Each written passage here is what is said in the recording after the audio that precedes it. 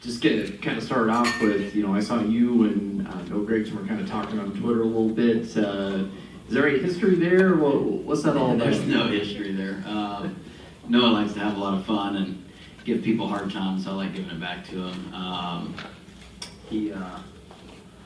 Before I sent a tweet back to him yesterday, I told him I was sending one. He says, well, I got one in the chamber ready to send back. So, I don't know. He seems like he has a ton of free time on his hands, so I'm sure he's always looking for ways to spice things up. So, no, we're friends, but it's definitely fun. I think, he's obviously, got a lot of energy and excitement around him, and so, yeah, I like to give it back to him a little bit.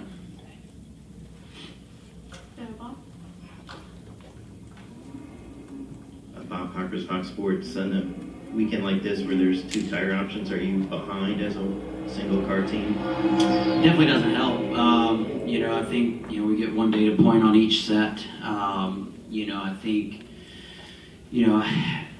I'm like Chris, I'd like to just have one, option, preferably the softer option, but, I get what, having 2 does, and like Chris said, being able to, have a test session where, if it is a disaster with that one, then, you have the other option to run, but, I do like that we're going a direction of, softer tires and tires that wear out, so hopefully, we can continue to build on that. I think we saw at the All-Star race that, the softer option was by far, dominant, even on the long run with a track that doesn't wear it out. So I assume, here at Phoenix will probably be really similar to that. I think at Richmond you get a lot of tire wear in general, and so the softer tire wore out, and there was different strategies to be had. I think here you're probably going to save them for the last 2 runs if you want a good finish. But it does open the option up with different strategies to keep you on the lead lap, depending on kind of where you're running and what you're doing, or trying to get some stage points, or whatever. So it's just something that for us, we haven't ran that well here at Phoenix, and so Mike and I have been talking about trying to watch what some of these leaders do on green flag pit stops with that other option tire. If you got somebody that pits and puts the options on versus the proms, and trying to get a stage win, now all of a sudden they're running quite a bit faster, so we might have to react if we are in the position of trying to stay on the lead lap or something like that. So hopefully we're not in that position, but if that is the case, it could switch people's strategies up quite a bit throughout the race, just depending on kind of reacting to what other teams do. But I think if you're going to win the race, you got to keep them, I would assume, both for the last stage. Ricky, Tim Campbell, Family Motor Racing Network. Kind of an off-topic question for you. With some of the bigger tracks that are coming up on the schedule, like next week in Vegas, you've got Homestead, you've got Darlington. What does it take to run the wall at those particular racetracks? Yeah, I think you got to have a good car capable of doing it, and then there's definitely an art to it as well. I think it's interesting. I feel like a lot more people can run closer to the wall now with this race car. You can, I would say bounce it off the fence, but you can touch the fence and kind of get away with it. Obviously, the toe links are kind of sensitive.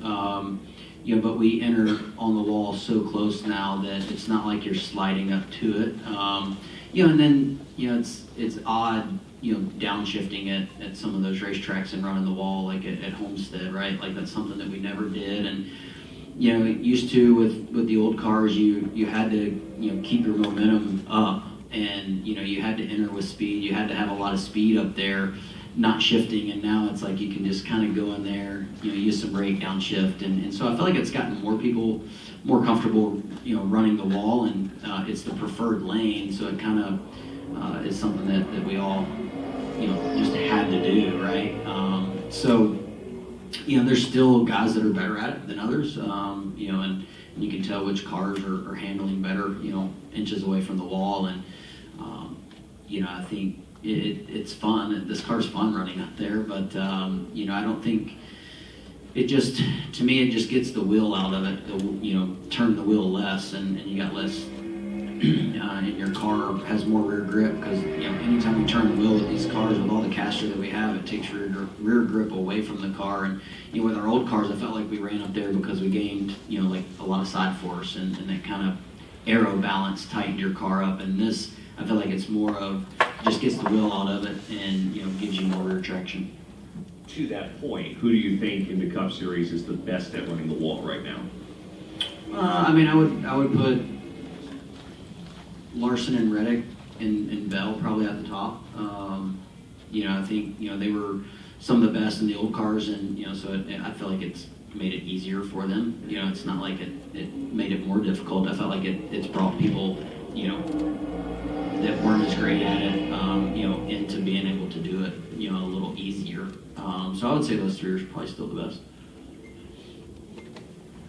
Hey Ricky, Bob Francis, Go Full Throttle Racing News. A lot of buzz around Kyle and Christopher getting ready for the High Limits kickoff Thursday in Las Vegas. What are your plans to get back out on the dirt track?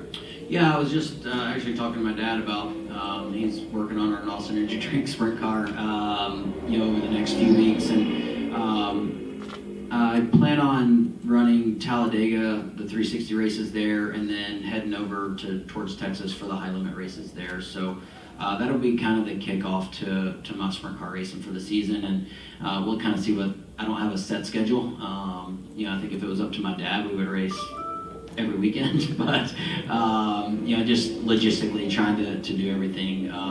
It's normally just kind of dad and I when we go racing, so try not to overwhelm him, even though he's ready for it. Hi, Michelle Aaron with the Podium Finish. This kind of piggybacks off an earlier question, but what do you think separates the good cars at Phoenix from the really great cars at Phoenix? Yeah, I mean, there's Phoenix. Obviously you see teams and cars that are always at the front here, and it seems like no matter what, those cars are it. So for us, we have struggled, really bad here at Phoenix over the last 2-3 years, and in both races. We've had some bright spots, so we've kind of revamped our program for this weekend to try and get our car to be a good car. I don't think it'll be a great car yet. I think we kind of got to build a foundation. It seems like to me anytime you get to a racetrack where you can you're shifting a lot, I think that kind of brings the Fords into play a little bit on the short tracks, and then obviously the Penske cars are by far elite here, and then I think it's kind of a mixed bag of which cars are better after that. So you got to have a car that can get into the corner with some stability and not be too loose in, and then obviously your front tires work right dead center of the corner. Trying to get that balance right is very difficult here at Phoenix, and then both ends being so different, if you can have that in both ends, then you're pretty elite, and I think you see that throughout this race. Both races here, I think the 12, 22 are definitely by far the best. Welcome up front to Lee. Hey, Spencer Shears, XM NASCAR Radio and Cashfence.com. So you were talking about the high limit kickoff at Las Vegas, but I'm curious. Larson has said that having Christopher Bell run in that series just elevates the awareness of dirt car racing. And I'm curious, I saw him speak to you, I think we were at Daytona at Media Day, and he was giddy. Giddy's the word that Larson used, and you told him you were racing Texas, and he just, he's like, I'm gonna go, you could just kind of see it in him. How much has opening the floodgate for Christopher Bell, I mean, we've watched him win the last 2 races. How much do you think that has helped his mental psyche and, just making him more comfortable on the track? Yeah, I think, I look back at my Cup career, and, I was asked to quit racing sprint cars when I switched to Cup my rookie season in 2013. I mean, I was in the Xfinity Series, I was racing 30 to 40 times a year in sprint cars, as well as, racing the Nationwide Series at the time. And so, for me, I was super bummed, and kind of made you resent, racing NASCAR a little bit, right? And I was like that until, really 2016, that I didn't get back into sprint car for those years. And so, I could see that in Christopher as well. And, like you said, that's the most excited I've seen him be was Daytona 500 Media Day when we were, talking about him racing sprint cars again. So it's cool to see. I think, obviously he owes a lot to Ty Gibbs for that. Ty's just as excited as Christopher is, being teammates with him at the Chili Bowl, and him talking about him running sprint cars now. And so yeah, obviously I think for me it just puts you in a better headspace coming into the races. And obviously I think you put Christopher in a better headspace with as fast as they are already, and you're already seeing those results. Any final questions for Ricky? Ricky Gaming Doll with Fox Charlotte. With these more normal tracks coming up, like a Las Vegas, like a Homestead, is this the time where you're really about to see what your team has with these more normal tracks coming up? Yeah, for sure. I think, for us at Hayek Motorsports, I think, we knew with the schedule layout that we needed to really capitalize on those first couple races for us to, gain the points that we needed, and we did that. We left Atlanta 8th in points, and, we knew going into Dakota, we didn't get a lot of time. We got in that first lap wreck at Watkins Glen on the backstretch there, so we didn't get time on that new tire, and we really struggled at COTA with that. So, for us to kind of get out of COTA with an 18th place finish was, I was pretty excited about that for as bad as I felt like, we were running. We know that Phoenix is going to be a big test for us, to kind of see where our short track program is.